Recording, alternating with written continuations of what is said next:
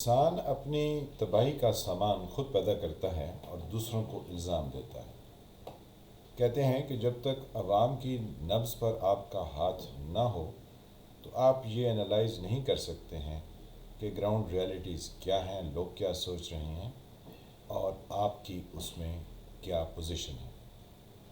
ہم تھوڑی سی پاکستان کے حالات کے بارے میں دیکھتے ہیں اور یہ جاننے کی کوشش کرتے ہیں کہ ہماری اسٹیبلشمنٹ جو یہ کہتی ہے کہ وہ عوام سے اس کا رشتہ ہے تو وہ کتنی مقبول ہے یا کتنی مقبول نہیں ہے۔ ہم بہت دور نہیں جاتے ہیں، ہم مشرف کے بعد کے دور کی بات کر لیتے ہیں یا مشرف کو بھی شامل کر لیں تو مشرف جب صدر تھے تو ان کے ذہن میں یہ تھا کہ وہ بہت مقبول ہیں، لیکن جب انہوں نے اپنی پارٹی بنائی اور پھر الیکشن ہوئے تو پتہ چلا کہ وہ اپنی مقبولیت میں سب سے نچلے نمبر پر موجود ہیں۔ پیپلز پارٹی جس کی حکومت بنی مشرف دور کے بعد، انہوں نے وہ کارنامے سر انجام دیے اور لوگ انہیں بار بار یہ بتاتے رہے کہ جس طرح سے آپ حکومت چلا رہے ہیں گو دہشت گردی کے مسائل تھے، 18ویں ترمیم انہوں نے کی، لیکن پھر بھی لوگوں نے کہا کہ عوام میں آپ غیر مقبول ہوتے جا رہے ہیں، لیکن اس پر کان نہیں دھرا گیا اور ایک اور دوسرا الزام لگا کر اگلے الیکشن کے رزلٹ کے بارے میں گفتگو کی گئی، لیکن حقیقت تو یہی رہی کہ عوام کی نظروں میں آصف علی زرداری اور پاکستان پیپلز پارٹی غیر مقبول ہو گئے کیونکہ جو انہوں نے کارنامے انجام دیے تھے۔ پھر نواز شریف صاحب کی حکومت آئی جو کہ اسٹیبلشمنٹ لے کر آئی اور جس پر جو ہے وہ RTI سسٹم بند ہو گیا اور یہ حکومت یعنی نواز شریف صاحب برسر اقتدار آ گئے تو لوگوں نے کہا کہ یہ اسٹیبلشمنٹ ان کو لے کر آئی ہے۔ پھر نواز شریف صاحب بھی اپنے اقتدار کے آخری دنوں میں غیر مقبول ہو گئے، لیکن کیونکہ انہیں پاناما کیس پر نکالا گیا تھا تو لوگوں کا ایک ملا جلا رجحان تھا، کچھ کہتے تھے کہ ان کو نکالا گیا ہے اور کچھ کہتے تھے کہ ان کے پاس سے کوئی ثبوت یعنی جو ان پر منی لانڈرنگ کے الزامات ہیں اس کے دفاع میں یہ اپنے حق میں کچھ نہیں پیش کر سکے، تو یہ بھی غیر مقبول ہو گئے۔ پھر ان کی کچھ مقبولیت دوبارہ سے ہونا شروع ہوئی، لیکن پھر انہوں نے اپنی صحت کا بہانہ کیا اور جس طریقے سے سب چیزوں کو مینیپولیٹ کیا یعنی ساز باز کی اور لوگوں سے جھوٹ بولا اور ایون ان کو بھی جھوٹ بولنے پر مجبور کیا جو کہ ان کے اپوننٹ تھے، اور پھر یہ ملک سے باہر چلے گئے اور اب ان کو اتنا ٹائم ہو گیا کہ یہ وہاں لندن میں بیٹھ کے سیاست کر رہے ہیں لیکن ان کی بیماری کی کوئی بات نہیں ہوتی ہے، تو لوگوں کو یقین ہو گیا کہ یہ بھی ایک غیر ضروری فساد اور جھوٹ اور ذاتی مفاد کے کام کرنے والے گروہ یا افراد ہیں یا پارٹی ہیں۔ تو اس طرح مسلم لیگ نواز بھی غیر ضروری طور پر لوگوں کی نظروں میں گر گئی۔ PTI کا بہت شور و غوغا تھا جب یہ الیکشن ہوا 2018 کا، تو عمران خان کو لوگ بہت مقبول سمجھتے تھے اور بجا طور پر بہت سارے لوگ یہ کہہ سکتے تھے کہ یہ کیونکہ اس طرح کی ایک پارٹی نہیں ہے جو کہ نسل در نسل چلی آ رہی ہے بلکہ یہ نئی ہے تو شاید پاکستان کے مسائل حل ہو جائیں گے، لیکن کیونکہ ان کو بھی اسٹیبلشمنٹ لے کر آئی تھی تو انہوں نے بھی وہ کارنامے انجام دیے جو کہ نواز شریف یا ان کی پارٹی پچھلے اتنے سالوں سے کر رہی تھی، تو آج کل PTI جو ہے وہ بھی بہت زیادہ غیر مقبول ہو چکی ہے۔ رہی اسٹیبلشمنٹ تو اس نے اتنے پینترے بدلے ہیں،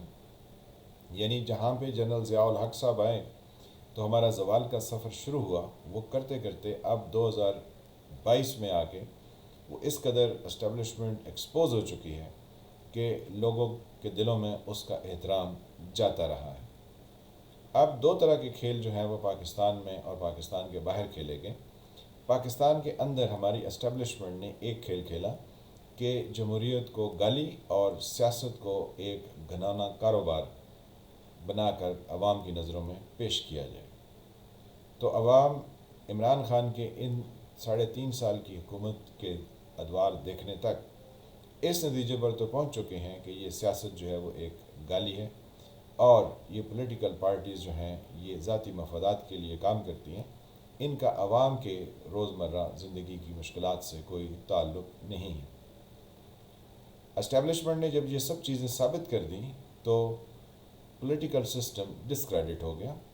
پھر ہمیں ایک ریٹائرڈ جنرل طارق صاحب آئے اور ان کا انٹرویو، اور اس سے پہلے بھی خیر باتیں ہوتی رہیں کہ اس ملک میں صدارتی نظام نافذ کر دیا جائے. تو یہ تو اندر کا کھیل ہو گیا. اس کھیل کے ساتھ ایک باہر بھی بہت انٹرسٹنگ کھیل کھیلا گیا. ہمارے دشمن ہمارے پڑوس میں بھی ہیں اور ہمارے سے دور دوسری جگہوں پر بھی موجود ہیں، جن کو ہم کئی طریقوں سے ان کی آنکھوں میں چبھتے ہیں، اور وہ ہمارے لیے کچھ نہ کچھ ایسا سوچتے رہتے ہیں کہ جس سے وہ ہمیں کمزور کر سکیں. گو ہم خود ہی اپنا آپ کمزور کرنے کے لیے کافی تھے، لیکن ہمارے دشمنوں نے بھی ہمارے لیے بہت کھل کے کام کیا، لیکن انہوں نے بھی اتنا ہی سسٹمیٹک کیا جتنا ہماری اسٹیبلشمنٹ نے کر دیا. اب ہوا یہ کہ جو انٹرنیشنل اسٹیبلشمنٹ تھی، اس نے جب دیکھا کہ پاکستان کو باہر سے آپ پابندیاں لگا کے یا دوسرے طریقوں سے کمزور نہیں کر سکتے، تو انہوں نے کہا کہ جو پاکستان کی اسٹیبلشمنٹ ہے اس کے عوام سے یعنی پاکستانی لوگوں سے اس کا رشتہ کمزور کر دیا جائے. تو اسٹیبلشمنٹ اس کھیل کو پچھلے 40-50 سال سے سمجھ ہی نہیں سکی کہ جو وہ کھیل اندر کھیل رہی ہے اس کے ساتھ اسی طرح کا ایک کھیل باہر کھیلا جا رہا ہے. اب پاکستان میں 50% سے زیادہ لوگ یہ سمجھتے ہیں کہ ان کے مسائل اسٹیبلشمنٹ کے بے جا اور غیر قانونی مداخلت کی ہیں، جو کہ وہ زندگی کے ہر شعبہ زندگی میں کیے ہوئے ہیں. لوگ یہ کہتے ہیں کہ اسٹیبلشمنٹ ہماری وہ کام کرتی ہے جو اس کے نہیں ہیں، یعنی وہ کمرشل پروجیکٹس چلاتی ہیں، وہ ہاؤسنگ سوسائٹیاں بناتی ہیں، وہ تعلیمی ادارے بناتی ہیں، وہ شادی ہال بناتی ہیں، اور وہ بے جا لوگوں کی زمینوں پر قبضے بھی کرتی ہے. اور پھر لوگ اب یہ بھی کہتے ہیں کہ بہت سارے مسنگ پرسن میں بھی انہی کا ہاتھ ہے. تو یہ وہ سارے الزامات ہیں جو لوگوں کے دلوں میں پاکستانی اسٹیبلشمنٹ کے لیے ایک رشتہ توڑنے کا سبب بن رہے ہیں اور بہت حد تک دراڑ ڈال چکے ہیں. لیکن جب بھی ہم اسٹیبلشمنٹ کے افراد کو کہیں گفتگو کرتے ہوئے دیکھتے ہیں تو وہ یہ کہتے ہیں نہیں، ہمارا رشتہ عوام سے جڑا ہوا ہے. لیکن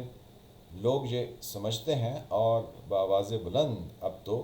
ہمیں کئی طرح کے میڈیا کی جب پریس کانفرنسز چل رہی ہوتی ہیں تو ساتھ میں لائیو کمنٹس کے لیے بھی جو اپلیکیشن ہوتی ہے وہ اویلیبل ہوتی ہیں. تو اس میں لوگوں کے جو کمنٹس ہوتے ہیں اگر آپ وہ پڑھیں تو وہ آپ کے ہوش اڑا دینے کے لیے کافی ہیں. تو پیپلز پارٹی نے اپنی مقبولیت کھونے پر کوئی توجہ نہ دی. پھر نواز شریف نے اپنے جھوٹ بولنے پر کوئی توجہ نہ دی، اور پی ٹی آئی نے اپنے غیر مقبول ہونے پر کوئی توجہ نہ دی. تو ان کا انجام عوام کی نظروں میں کس حد تک برا ہو چکا کہ لوگ انہیں ایک گالی کے طور پر سمجھتے ہیں. اسٹیبلشمنٹ جو اس سے زیادہ یعنی غیر مقبول ہو چکی ہے، لوگ اس کے بارے میں کیا رائے رکھتے ہیں یہ اسٹیبلشمنٹ کو اندازہ ہی نہیں. لوگ ان کے افراد کے جزیرے خریدنے، چینز آف فرنچائزز دنیا میں لانچ کرنے، اور نہ جانے اس طرح کے بہت سارے ایسے اقدامات ہیں جو یہ اٹھا رہے ہیں. اور پھر اے پی ایس کے والدین جو کہ ایف آئی آر درج کرانے کے لیے بآواز بلند کئی طرح کی باتیں کر چکے ہیں، اسٹیبلشمنٹ کو بہت حد تک ڈسکریڈٹ کر چکے ہیں. لیکن اسٹیبلشمنٹ ابھی بھی اس پر توجہ نہیں دے رہی. پھر صدارتی نظام کی باتیں اور پھر اس کی سپورٹ میں باتیں کرنا، اور پھر کئی ایسے اینکرز ہیں جو یہ کہتے ہیں کہ یہ نظام دھڑام سے زمین پر گر جائے گا. تو ہمیں تشویش لاحق ہوتی ہے کہ یہ کہیں سکوت ڈھاکہ کی طرح کچھ اور بھی دھڑام سے نہ گرا دیں، کیونکہ جب کبھی اناڑیوں کی چیز ہتھے چڑھ جاتی ہے تو ان کو اندازہ نہیں ہوتا کہ ان کی ایک غلط اینٹ کو کھینچنے سے یا توڑنے سے کتنی مضبوط اینٹیں جو ہیں وہ اپنی جگہ سے نکل جاتی ہیں. تو پاکستان کے حالات کچھ اسی طرح کی صورتحال کی عکاسی کر رہے ہیں. ہمیں سوچنے کی ضرورت ہے کہ ہم کس ڈائریکشن میں بڑھ رہے ہیں، لیکن یہاں پر سوچنے کا عمل کا پورا فقدان ہے. ہم کبھی یہ نہیں دیکھتے ہیں کہ ہمارے مسائل کیا ہیں. ہم سب وہ چودھری شجاعت حسین والی بات مٹی پاؤ، یعنی ہم کسی بات پر توجہ دینے کے لیے تیار ہی نہیں ہوتے ہیں. تو سب جو ہے ڈیموکریسی، اور پھر ساتھ میں وہ چودھری الطاف صاحب جو کہ گورنر تھے پنجاب کے، تو انہوں نے ایک ٹرم ایجاد کی اللہ کریسی.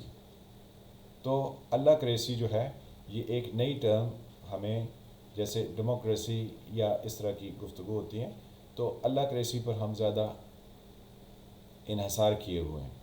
اللہ بھی انہی کی مدد کرتا ہے جو اپنی مدد خود کرتے ہیں. ہم نے اپنی مدد خود کرنے کا ارادہ ہی ترک کر رکھا ہے. اس لیے تو میں کہتا ہوں کہ پاکستان میں